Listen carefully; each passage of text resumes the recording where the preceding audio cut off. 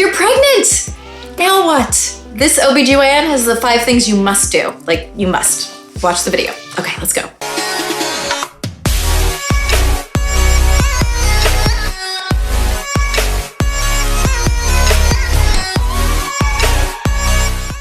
Hey everyone, I'm Dr. Jen Lincoln. I'm a board-certified OBGYN, and my little community here, my little channel, is the health class you didn't get in high school. And so go ahead, subscribe, like, turn on the bell. And this week I am talking about the 5 things you have got to do. If you just had a positive pregnancy test, maybe you're sitting on the bathroom floor right now, the lines just turned, you Googled, you went onto the YouTubes, and you're like, oh my goodness, what do I have to do? I got you. So I'm not here to waste your time. We're just gonna jump right in with number 1, which is you need to decide what to do next. So for some people, the positive pregnancy test is the thing they have been hoping for and waiting for and trying for, and you are thrilled. And for other people, it's the total opposite. So if you are not sure what to do, I want you to go to this website. It's called All Options. And it is what it says. They go through all options if you're just not sure. So that means continuing the pregnancy and parenting, continuing the pregnancy and pursuing adoption, or not continuing the pregnancy. And there are a lot of predatory websites out there that have an agenda, and this one is just about giving you information. So they are available by phone, text, email, social media. These are people who are good at what they do,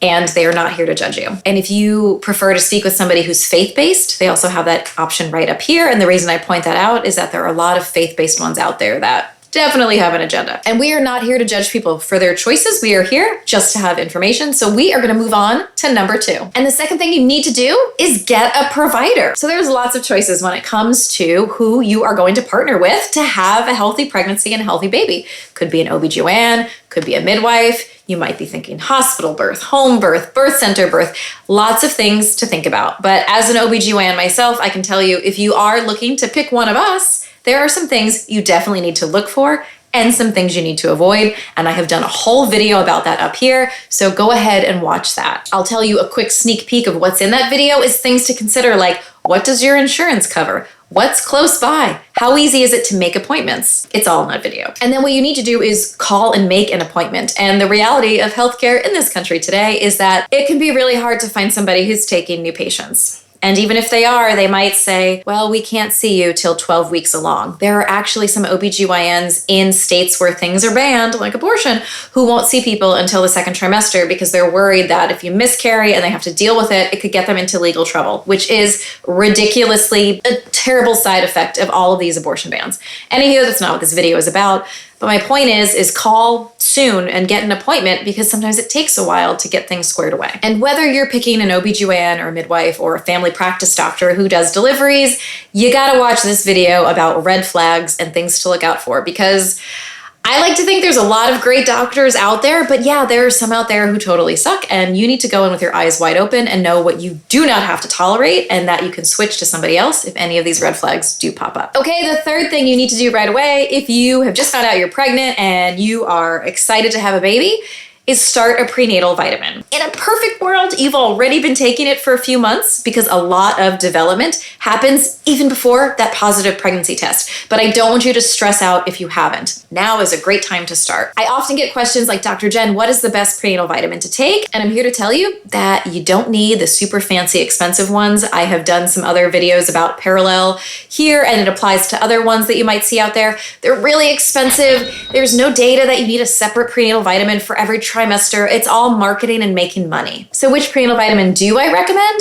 Well, I'm a huge fan of things that are easily accessible, evidence-based, and affordable. And this one, Nature Made, hits all of those for me. I took Nature Made when I was pregnant. I am not being paid by them or endorsing them. I'm just telling you that they have almost everything you need. And the one thing they don't is choline. And so you could get this supplement to supplement that. And yes, that is important in fetal development. So you could take these and not spend a ton of money and know that your developing baby is getting what they need. Now, if you're not a fan of swallowing pills, which I get it, and some of us just aren't at baseline, and then when it comes to pregnancy nausea, you might not be able to. If you want a gummy, this is the one that I recommend.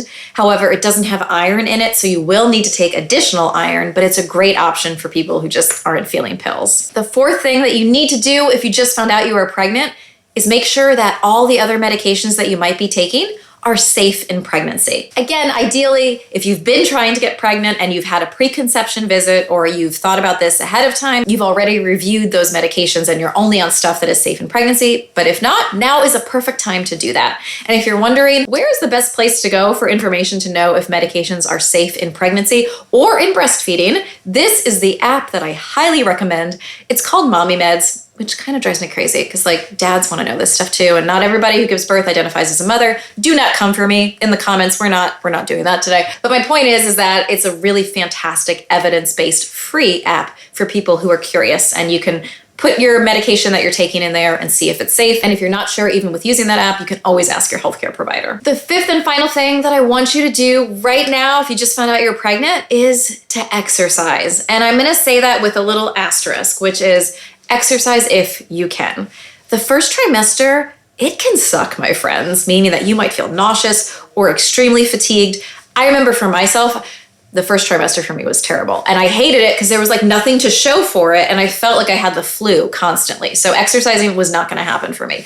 But if you can, the goal is 30 minutes of moderate exercise 5 days a week. And I don't want you to sit there and think you have to do 30 minutes for it to count. Anything is better than nothing. And we have data to show that even doing it broken up in little 10-minute intervals a day, that's great too. And why am I recommending this? Because we know that people who exercise in pregnancy have lower rates of needing a C-section, lower rates of pregnancy complications like gestational diabetes or hypertension or preeclampsia, things that really aren't great to have in pregnancy. So if you can exercise, if I could bottle it up and put it in a pill and give it to you and tell you, well, hey, this pill decreases your risk of all these things, you'd be like, yeah, sign me up. And so exercise is one of those things. Oh, and it can also help with constipation, and pregnancy constipation can really suck. So if you're curious about exercise and knowing what's safe and how to do it, I will have references and resources in my show notes. Okay, friends, those are the 5 things that I want you to do right now if you found out you're pregnant. What are some other things that you might add, or what feedback do you have? I'd love to know. Go ahead and drop a comment